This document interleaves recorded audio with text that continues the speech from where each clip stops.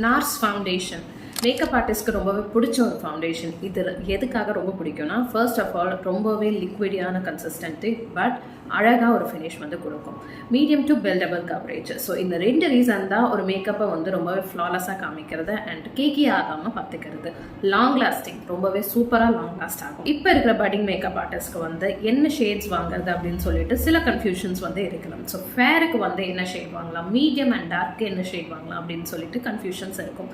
To not worry, இந்த வீடியோவில் நான் உங்களுக்கு சொல்கிறேன். ஸோ ஃபேர் ஷேட் நீங்கள் வாங்க போகிறீங்கன்னா இந்த 2 ஃபவுண்டேஷன்ஸ் வந்து வாங்கி, ஒன்று வந்து ஃபிஜி அண்ட் இன்னொன்று வந்து கோபி. ஸோ இந்த 2 ஷேடுமே ஃபேருக்கு ரொம்பவே அழகாக காமிக்கும். And next coming to medium shade. Medium ஷேடில் வந்து ஸ்ட்ராபெரி அப்படின்னு சொல்லிட்டு ஒரு ஷேடு இருக்குது, ரொம்பவே அழகாக இருக்கும்.